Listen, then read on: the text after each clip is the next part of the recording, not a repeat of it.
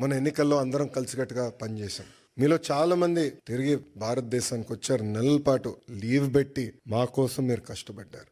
అది జీవితాంతం మేము గుర్తుపెట్టుకున్నాం. ఎందుకంటే మీరు అందరు ఇక్కడ ప్రొఫెషనల్స్గా ఉన్నవారు.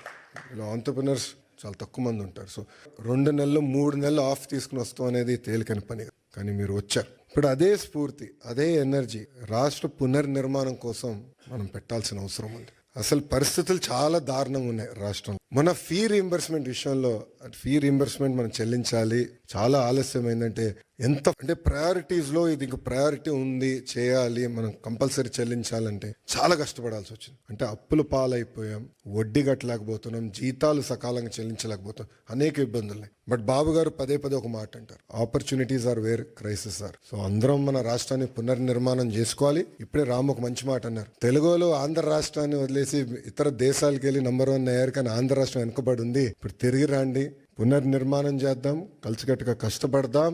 5 సంవత్సరాలు, ఎక్కువ సమయం అవసరం లేదు, 5 సంవత్సరాలు ప్రపంచానికి మళ్ళీ ఆంధ్ర రాష్ట్రం అంటే ఏంటో చేసి చూపించుదామని ఈ సభాముఖం మిమ్మల్ని అందరినీ కోరుకుంటూ, ఇప్పుడే భరత్ చెప్పినట్లు ఎకనామిక్ డెవలప్మెంట్ బోర్డు ఉంది. ఎవరైనా పెట్టుబడులు పెట్టాలన్నా, ఇంటరాక్షన్ చేయాలన్నా ఒక ఆర్గనైజేషన్ ఇప్పుడు క్రియేట్ చేశాం. That will be your single port to call. అదే విధంగా ఓమ్ క్యాప్ లో కూడా కొత్త లీడర్షిప్ తీసుకొచ్చాం, వాళ్ళతో కూడా మీరు కోఆర్డినేట్ చేయొచ్చు.